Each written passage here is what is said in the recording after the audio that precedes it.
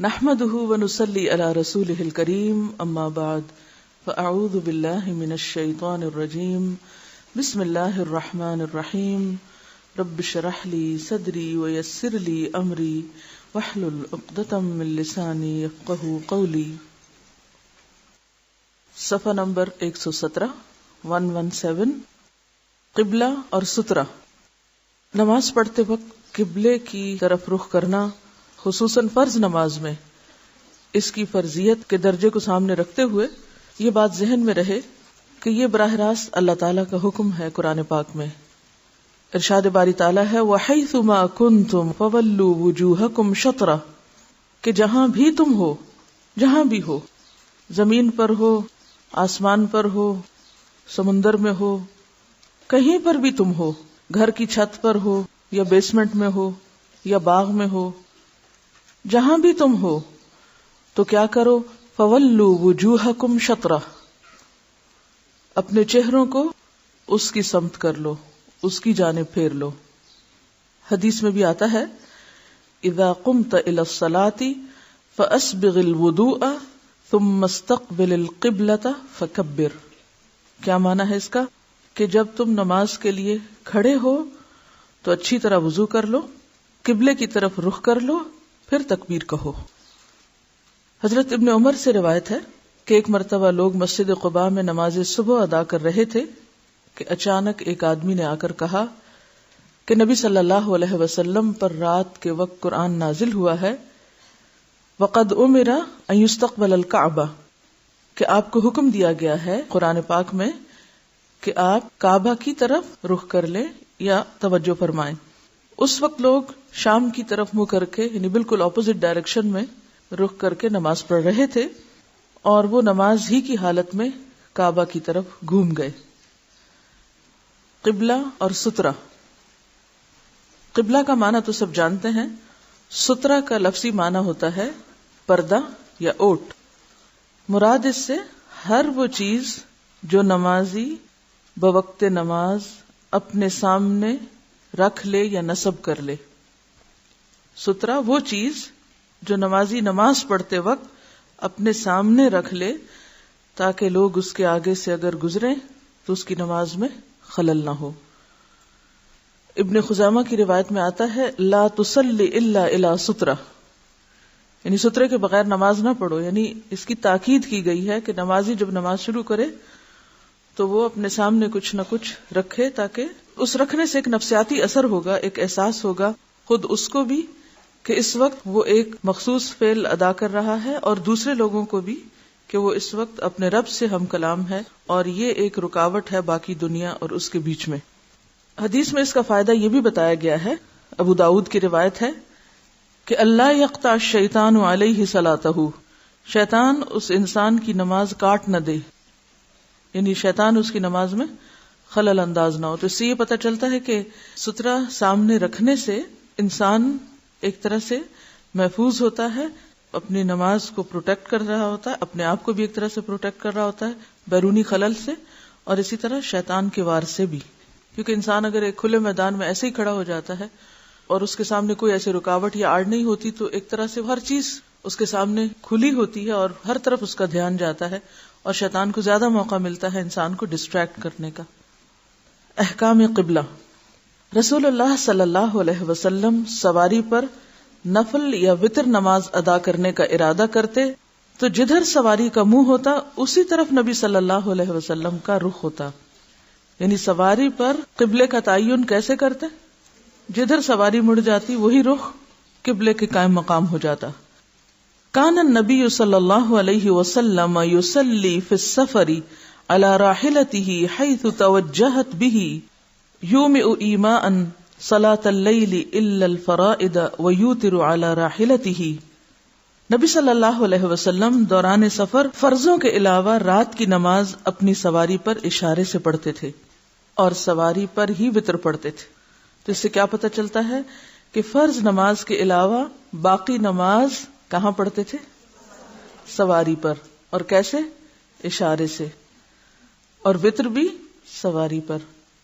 تو اس لیے آپ لوگوں کے لیے کس قدر سہولت ہے کہ ظہر کی نماز کے صرف فرض پڑھ کر بھی اگر آپ چلے جائیں تو نماز کو تاخیر نہیں ہوگی. اب اگر آپ کسی ایسے کام پر ہیں کہ جس کو چھوڑا بھی نہیں جا سکتا، مثلا ایک طالب علم کی حیثیت میں یا کسی اور مجبوری کے تحت کہ آپ ساری نماز سنت نفل وغیرہ ایک جگہ ادا نہیں کر پا رہے، یا آپ سفر پر روانہ ہو رہے ہیں، تو اس صورت میں فرض نماز تو آپ پراپر طریقے سے پڑھیں گے، زمین پر صحیح قبلے کا تعین کر کے، اور باقی سنت نفل وتر وغیرہ سواری پر بھی پڑھ سکتے ہیں، اور سواری پر اشارے سے پڑھی جا سکتی، خواہ آپ صحت مند اور سلامت ہوں، بغیر کسی بیماری یا عذر کے، صرف سفر کا عذر کافی ہے. اور کبھی نبی صلی اللہ علیہ وسلم کا یہ معمول بھی دیکھنے میں آتا کہ جب اونٹنی پر نوافل ادا کرنے کا ارادہ فرماتے تو اونٹنی کا منہ قبلہ رخ کرتے اور تکبیر تحریمہ کہہ کر نماز شروع فرما دیتے. اس کے بعد نفل نماز ادا کرتے جس طرف بھی سواری کا رخ ہوتا.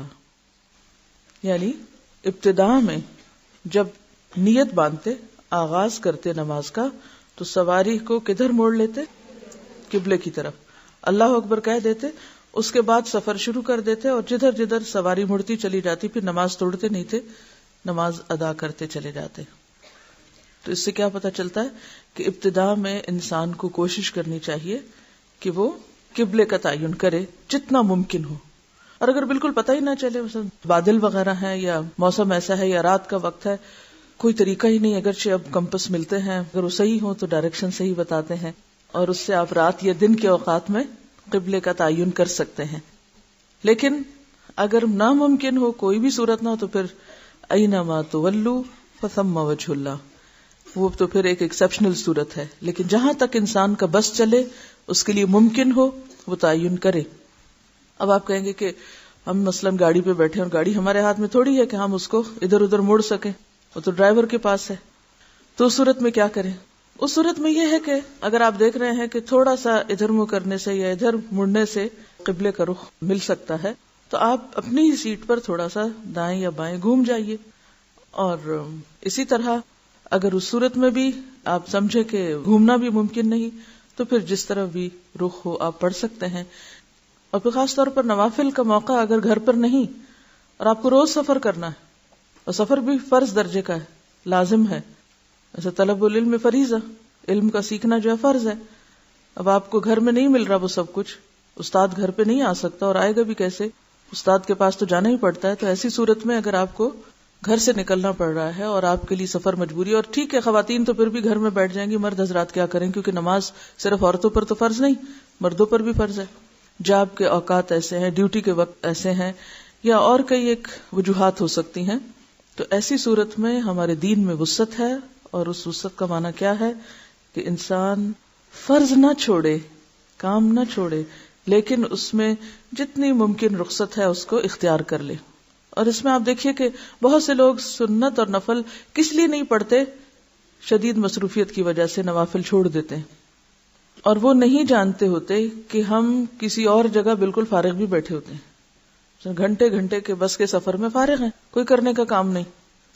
تو ایسی صورت میں اگر باوضو ہو کہ آپ سفر شروع کر رہے ہیں تو اپنے سواری پر بھی پڑھتے جائیں. اب آپ کے لیے ایک اور مسئلہ ہوگا کہ وہ لوگ دیکھتے ہیں تو وہ کیا کہیں گے، وہ تھوڑی دیر کچھ کہیں گے پھر وہ بھی یہی کرنے لگیں گے، وہ حیران ہوں گے، پریشان ہوں گے، شاید آپ پہ غضبناک بھی ہوں کہ آپ ہمیں گناہ گار کر رہے ہیں یا نماز پڑھ کے. تو بحث نہیں کیجیے، عمل کرتے جائیے، پھر وہ خود بھی تحقیق کرنا شروع کر دیں گے، اور شاید ان کو بھی نصیب ہو جائے نبی صلی اللہ علیہ وسلم کے اس عمل کی خبر رکھنا. تو ہم سب کو اپنے اوقات کا زیادہ سے زیادہ بہتر استعمال کرنا چاہیے، اور ایسے مواقع سے فائدہ اٹھانا چاہیے، اور اس کو سنت سمجھ کے بھی کرنا چاہیے. پہلے زمانے میں آپ کو معلوم ہے کہ سفر طویل بھی بہت ہوتے تھے، 1-2 دن کا سفر تھوڑی ہوتا تھا، 8-8 دن، مہینہ لوگ سفر کرتے رہتے تھے. اب ایسی صورت میں انسان آخر کتنی دیر نماز اس طرح جلدی میں پڑھے؟ تو پھر جہاں بھی موقع ہو پڑھتا رہے. اس صورت میں آپ رکوع اور سجدہ سر کے اشارے سے کرتے، البتہ سجدے کی حالت میں رکوع کی نسبت سر کو زیادہ جھکا لیتے. رکوع اور سجدے کا فرق کیسے پتہ چلتا ہے؟ رکوع میں کم جھکتے اور سجدے میں میکسیمم، زیادہ سے زیادہ. جب فرض نماز ادا کرنا مقصود ہوتا ہے تو سواری سے اترتے اور قبلہ رخ کھڑے ہو جاتے. اس سے کیا پتہ چلتا ہے کہ فرض نماز بسوں گاڑیوں میں نہیں ہوتی، اس کے لیے آپ کو باقاعدہ قبلہ کا تعین کرنا ہے.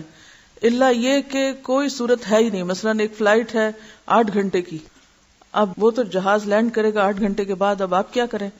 اب نماز کا وقت گزر جائے گا. تو ایسی صورت میں پھر آپ اپنی سیٹ پر بیٹھے بیٹھے بھی پڑھ سکتے ہیں.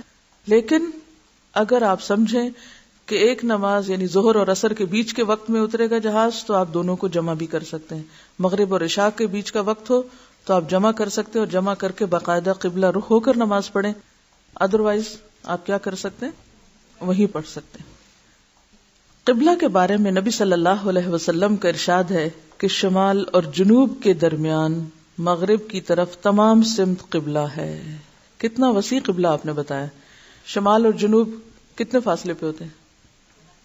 یعنی تھوڑا ادھر ہو گیا، ادھر ہو گیا، ادھر ہو گیا، ادھر ہو گیا، تو اس سے بہت فرق نہیں پڑتا. یعنی آپ پڑھ سکتے ہیں.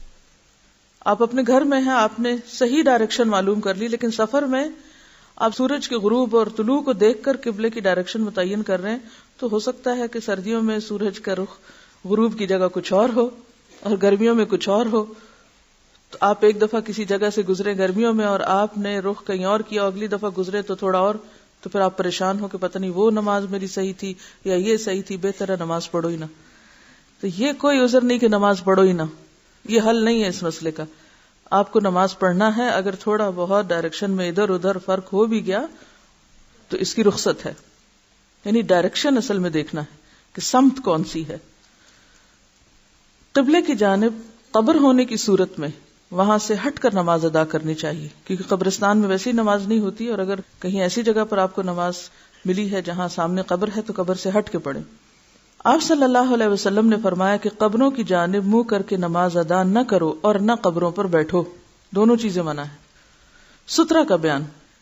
یہاں سترہ سے مراد وہ چیز ہے جسے نمازی اپنے آگے کھڑا کر کے نماز پڑھتا ہے تاکہ اس کے آگے سے گزرنے والا سترے کے آگے سے گزر جائے اور گناہگار نہ ہو.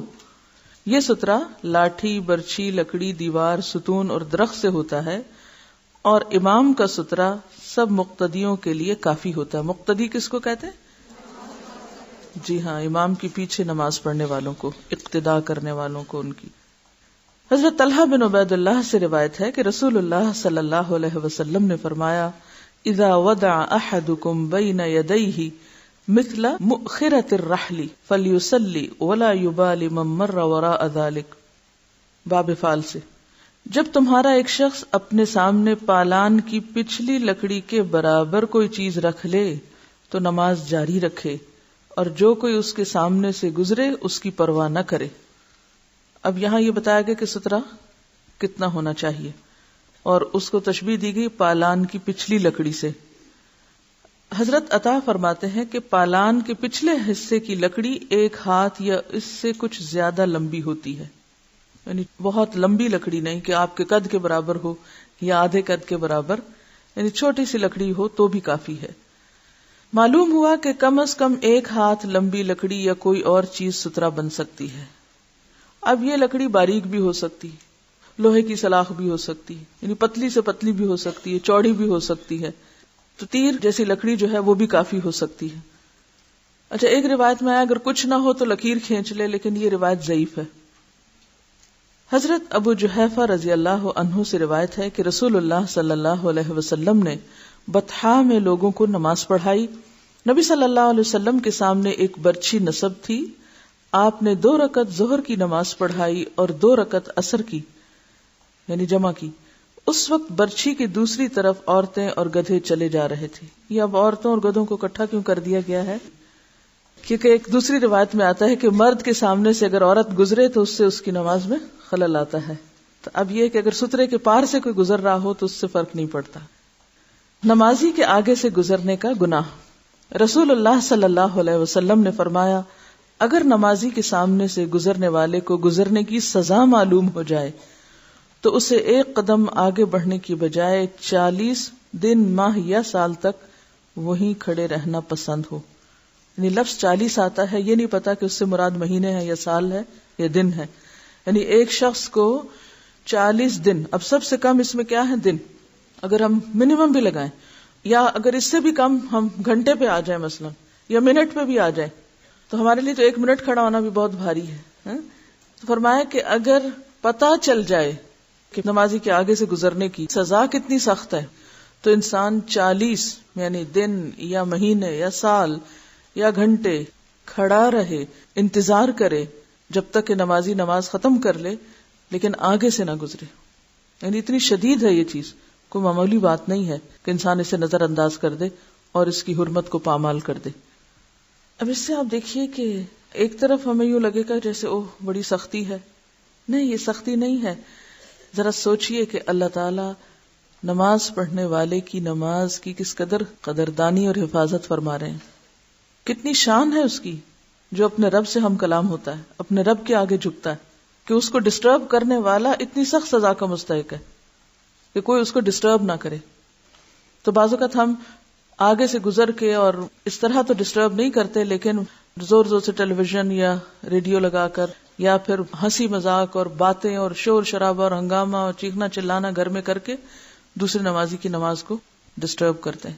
تو یہ چیز سخت ناپسندیدہ ہے. اور بعض لوگ تو محض ایک دوسرے کو یہ کہہ کے دیکھو نماز پڑھا، چپ کر جاؤ، چپ کرو نماز ہو رہی، نماز ہو رہی، چپ کرو نماز ہو رہی، یہی کہہ کے نماز ڈسٹرب کرتے رہتے ہیں دوسروں کی. ایسے تمام مواقع پر اپنی باڈی لینگویج استعمال کیجئے، اشاروں سے، ہاتھ روک کے، کسی بھی طرح. کبھی کسی کو خاموش کرانا ہو تو پہلے عمل سے نمونہ پیش کریں. کیسے؟ پہلے خود خاموش ہو. جو شخص خود خاموش نہیں رہنا جانتا اور محض دوسروں کو کہہ رہا ہے کہ تم خاموش ہو جاؤ، وہ خاموش کرانے کے لائق نہیں، اہل نہیں، قابل نہیں. تو جسے کسی کو خاموش کرانا ہے اسے خود سٹل ہو جانا چاہیے. دوسری بات یہ ہے کہ اگر علم کی کوئی مجلس ہو رہی ہو تو اس میں بھی اسی طرح خاموش رہنا ضروری، کیونکہ اس کا بھی احترام ہے. جس کی ایک مثال جمعے کا خطبہ ہے. جمعے کے خطبے کے دوران بولنا اور گفتگو کرنا اور اس میں خلل پیدا کرنا بھی سخت قابل مذمت ہے. حتیٰ کہ وہ شخص جو کسی کو کہے چپ ہو جاؤ تو وہ بھی لغو کا ارتکاب کرتا ہے. اس شخص کو بھی ناپسندیدہ قرار دیا گیا جو دوسروں کو چپ کرائے. یعنی کسی کو اتنی بھی بولنے کی اجازت نہیں کہ وہ دوسرے کو کہے تم چپ ہو جاؤ. ہاں، اشارے سے کام لے سکتا ہے، دوسرے کو ہلا سکتا ہے، توجہ دلا سکتا ہے، لیکن بول نہیں سکتا. کیوں؟ اس لیے کہ بولنے سے سننے میں خلل آتا ہے، اور اگر بات درست نہ سنی گئی، غلط سن لی گئی تو کیا ہوگا؟ عمل ہی غلط ہو جائے گا، تو محنت ہی دوسرے کی ضائع ہو جائے گی. تو اس چیز پر ہم سب کو بہت توجہ کرنی چاہیے. اور اسلام کی تعلیم کے ساتھ صحیح ادب آداب بھی معلوم ہونا اسی تعلیم کا ایک حصہ ہے، کیونکہ بے ادب بے نصیب. تو یہاں یہ نماز کا ادب ہے. سترہ کیا ہے؟ نماز کا ادب ہے. نمازی کی نماز میں خشوع کے لیے ایک مؤثر چیز ہے یا مددگار چیز ہے، کیونکہ نماز میں خشوع مطلوب ہے. نماز محض اٹھک بیٹھک کا نام نہیں. قد افلح المؤمنون الذین هم فی صلاتهم خاشعون. صرف نماز پڑھنا کافی نہیں، یقیناً فلاح پا گئے وہ مومن جو اپنی نمازوں میں خشوع اختیار کرتے ہیں. رسول اللہ صلی اللہ علیہ وسلم نے فرمایا، تم نماز ادا کرتے وقت آگے سترہ کھڑا کرو، اور اگر کوئی شخص سترے کے اندر یعنی نمازی اور سترے کے درمیان سے گزرنا چاہے تو اس کی مزاحمت کرو اور اس کو آگے سے نہ گزرنے دو. اگر وہ نہ مانے تو اس سے لڑائی کرو، بے شک وہ شیطان ہے. یعنی ہاتھ سے روکو اس کو. لڑائی کرنے سے مراد اسے بولنا نہیں شروع کر دینا، مراد اس سے یہ کہ پھر اس کو روکنا ہے. یعنی سترہ اور نمازی اگر اس کے اندر سے کوئی گزرنے لگے تو گزرنے نہ دو، ہاتھ سے روک لو اس کو، کیونکہ یہ شیطان گزر رہا ہے. یہ شیطان کا خلل تھا، یہ شیطان نے کسی کے دل میں ڈالا کہ چلو اس کے آگے سے گزر جاؤ. کیونکہ شیطان تو ہر تدبیر اور ہر ذریعہ اختیار کرتا ہے. کس کے لیے؟ انسان کی نماز کو بیکار کرنے کے لیے، کہ پڑھ کے بھی نہ پڑھی ہوئی ہو، پڑھنے کا بھی کوئی فائدہ نہ ہو. یعنی پڑھی بھی اس نے لیکن پڑھی بھی ایسے جیسے گویا پڑھی ہی نہیں. اور جو بہت چھوٹے بچے ہیں، بہت ہی چھوٹے، جن کو ابھی شعور نہیں، ان کو بھی کوشش کرنی چاہیے کہ تھوڑا سا روکیں. لیکن جو بچے بڑے ہو جائیں ان کو تو بیٹھ کے اچھی طرح سمجھانا چاہیے. اور ان کو اگر آپ یہ بتا دیں نا، یہ حدیث سنا دیں، جس عمر کے بچے 4-5 سال کے بہت باتیں سمجھنے لگتے ہیں، تو اگر آپ یہ بات بتا دیں کہ کتنی سخت ممانعت ہے تو میرا نہیں خیال کہ وہ ناسمجھی کا ثبوت دیں. ایک روایت میں ہے 2 بار تو اس کو ہاتھ سے روکو، اگر نہ رکے تو اس سے ہاتھا پائی سے بھی گریز نہ کیا جائے. نہیں 2 لگانی پڑے تو بھی لگا دو، کیونکہ وہ شیطان ہے. نبی صلی اللہ علیہ وسلم سترہ اور اپنے درمیان میں سے کسی چیز کو گزرنے نہ دیتے تھے. ایک دفعہ آپ نماز ادا فرما رہے تھے کہ ایک بکری دوڑتی ہوئی آئی. وہ آپ کے آگے سے گزرنا چاہتی تھی. آپ نے اپنا بطن مبارک دیوار کے ساتھ لگا دیا تو بکری کو سترے کے پیچھے سے گزرنا پڑا. یعنی جو ہی دیکھا کہ بکری آ رہی تو آپ بالکل دیوار کے ساتھ لگ گئے, کیونکہ آپ کے سامنے سترا کیا تھا؟ دیوار. یعنی بکری کو گزرنے نہیں دیا. اس سے پتہ چلتا ہے کہ انسان تو درکنار, بکری کو بھی نہیں گزرنے دینا, کسی جانور کو بھی نہیں گزرنے دینا, لیکن بہت سے لوگ جانوروں سے بھی گئے گزرے ہوتے ہیں. رسول اللہ صلی اللہ علیہ وسلم کی جائے نماز اور دیوار کے درمیان ایک بکری کے گزرنے کا فاصلہ ہوتا تھا, یعنی بہت کم فاصلہ ہوتا تھا سترے کے اور آپ کے بیچ میں. یہ نہیں کہ آپ اپنی ٹیریٹری اتنی بڑھا لیں کہ سترا وہ کہیں جا رکھیں اور پھر لوگوں کی آمد و رفت پہ پابندی نہیں, کتنا بس اتنے جس میں سجدہ ہو جائے.